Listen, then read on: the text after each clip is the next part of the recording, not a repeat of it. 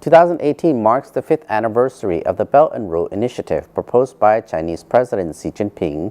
The BRI is a proposal for economic cooperation. It focuses on connectivity and aims at achieving win-win outcome, hoping to create more opportunities for global economic growth and share prosperity of all countries. To celebrate the Belt and Road Initiative, which has yielded fruitful results during the past 5 years, the National Television of Laos from the Lao PDR, the People's Television or PTV from the Philippines, and the China Global Television Network or CGTN from China as members of the Belt and Road News Alliance or BRNA, jointly co-produced special program which talks about the concrete of the initiative and win-win cooperation on Vision into Reality, the Belt and Road Special.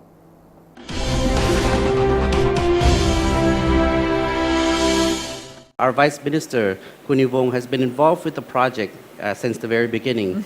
Vice Minister, can you share with us some interesting stories that involved in the project during the process of preparation and the construction?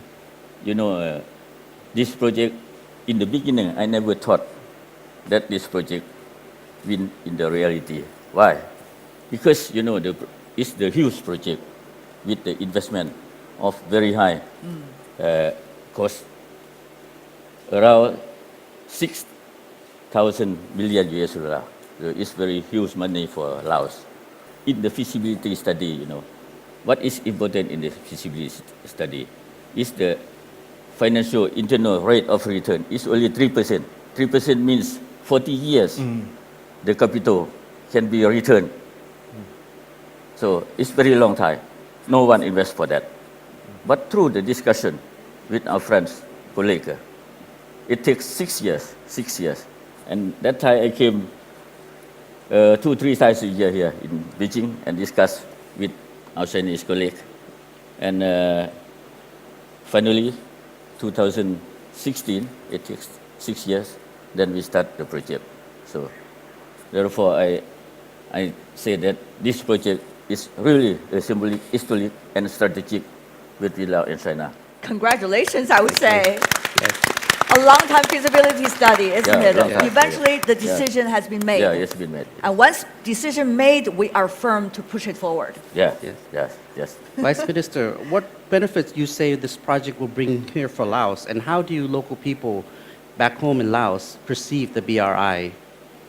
I have talked to the people in the site. Firstly, I have made the awareness to the people along the side of the alignment of the railway.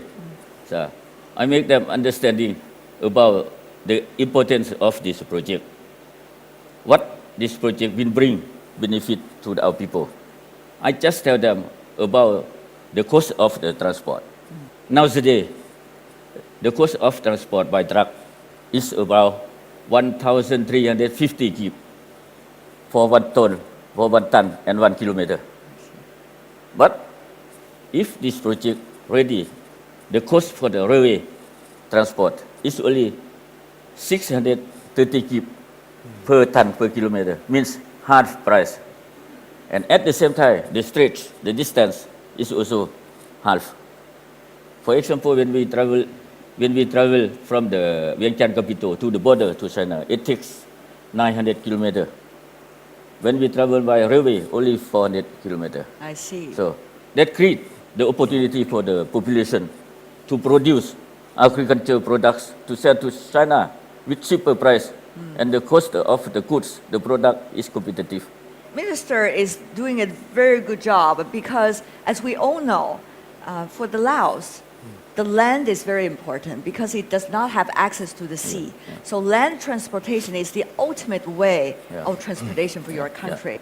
And at the same time, you know, this project will realize the strategy of the government to transform the status of Laos as landlocked country to be landing country, you know. Exactly. Congratulations. Yes, thank you. We draw strength and inspiration from Laos. I believe that you have been in the Belt and Road Initiative longer than we have been in the Philippines, but the Philippines is very keen in participating in the Belt and Road Initiative. As a matter of fact, our President Rodrigo Roa Duterte, has a similar bold infrastructure program called the Build, Build, Build. Build, Three build, times. build. You remind everyone to build. And I believe personally that both programs complement each other. Recently, about 2 months ago, both the government of China and the Philippine government have ground broke 2 bridge projects in Manila. And this is the Binondo and Intramuros Bridge and the Pantaleon Estrella Bridge. June of this year, we also started the construction of the Chico River Pump Irrigation Project in Kalinga. This is also under the China Concession Loan Program. So, as you will see, this BRI is well received by the Philippine government. Please watch this. The Philippines, with over 7,000 islands, with a relatively young population growing every single day, contributing to 1.4% of the total world population. But a high population also demands a high quality of life. One man is up to that task. We will make a few years the golden age of infrastructure in the Philippines. Help me build a better tomorrow. Bridges, railways, and shipping lanes. They will not only connect places, but people and culture as well. President Rodrigo Duterte believes that infrastructure acceleration is one of the key strategies in providing a comfortable life for all Filipinos. Through the Build, Build, Build program of the administration, more places will be accessible, traffic will be reduced, trading and travel time will be improved, and job opportunities will increase. By the end of the term of the president, people will be very impressed at how much this administration has accomplished. Getting more projects from China, if you would compare to the previous. Well, China, they've been very helpful and they've been very aggressive about helping us. They're very sincere in wanting to help the president in this program. It's been challenging but very fulfilling, and I'm very happy that we've finished some projects and many of them are in advanced stages already. The Belt and Road Initiative is considered as one of the largest infrastructure programs in history, with the Build, Build, Build program gaining ground and the Belt and Road Initiative reaching more and more countries around the world. We can certainly expect great things from this partnership. The country's vision of eradicating poverty, promoting sustainability and economic growth, and providing a comfortable life for all Filipinos are slowly becoming a reality. And there are more projects coming from the government of China. Big ticket railway project we call the Bicol Express Railway Revival Project. And I suppose, Frank, you can talk more about that. Thank you. But before discussing this, I'd like to make everyone aware of the significance of the Build, Build, Build, because it enables us to be more competitive in the years to come. We are now a middle-income country, lower middle income, and we aspire to be a higher middle-income country. And prior to that, critics have been saying that we have been underinvesting in infrastructure development. So when the President Duterte administration came in, they decided to ramp up the infrastructure spending, and it's targeted that by 2022, from less than 3% GDP, it will go up to 7.4% GDP. It will cost about 8 trillion pesos or 1 trillion yuan or $160 billion. And with the 2 projects which Secretary Martin earlier, the bridges earlier discussed, it was provided to us at a grant of close to over 5 billion pesos or about 165 million renminbi. So this is for this we are very, very happy and very grateful for the benevolence of China. And as they see that there are some complementarities because we are a young population, 24 years, average, 105 million people. And there are many things to come. And in the last week of August, 6 economic ministers came to Beijing. Almost all of the economic ministers of my country were here in Beijing. And then they discussed about 13 projects for possible financing with the Chinese government. And hopefully, it will come to fruition when President Xi Jinping visits the Philippines in November. Frank, you've been in China for a number of years and participating in various cultural events.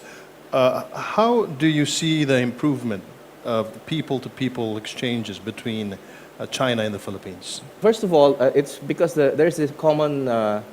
Most people think that for Filipinos, it's essentially economic. What they have in mind is when our Chinese friends come to the Philippines is essentially for economic purposes. However, we are slowly starting to understand how the Chinese people are in China, how they think, and this can be further enhanced with the programs of the Chinese government to invest in people-to-people exchanges, such as scholarships, media exchanges, and so on and so forth. Also, from the Lao side, we're quite curious as well. Share with us, how does the overall population in the Philippines view the BRI projects, and what is the benefits you think that the general public would gain from this? So far, another aspect that has grown in the Philippines is the number of Chinese tourists traveling from China to the Philippines. And I believe we have already broke the 1 million tourists coming from China. So how about a big round of applause? There we go. Talking about tourism, Secretary Martin is correct. In 2015, we had about 470,000 Chinese tourists visiting the Philippines. This jumped to 690,000 the following year, and then 1 million, and then now we are targeting at least 1.5 million Chinese visitors this year. Usually when you say people-to-people exchanges, when you say cultural exchanges, you talk about travel, music, the dancing that we saw. Fun stuff. But there's one more lacking. It's food, right? Oh, yes. The Philippines have been adopting Chinese ingredients, even during the ancient maritime Silk Road. And since BRI is reopening the maritime Silk Road, I heard that Philippine cuisine has become more popular here in China. So what we have done is light bulbs flashing. We have a makeshift kitchen over that there, side. yes. And let's see what's cooking there. All Let's right, go. then. Let's also invite our Lao friend. Okay. We have Chef Jack and the assistant chef, Hello. Consul Mark. How are you? And what are we cooking today? Today, we'll be cooking and preparing for you is kare-kare. Kare-kare is a traditional Filipino stew. It's similar to the curry coming from our neighbors, Asian neighbors, as well as Southeast Asian neighbors. But for us Filipinos, we think that this is distinctly Filipino, all because of very special ingredients.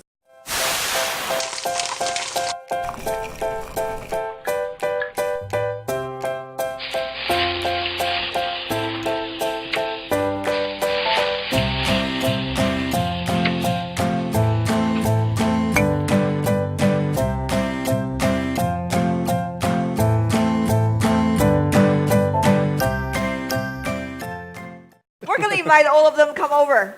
Please, our Come over guests and from try. China, from the Vice Laos and the Minister. Philippines.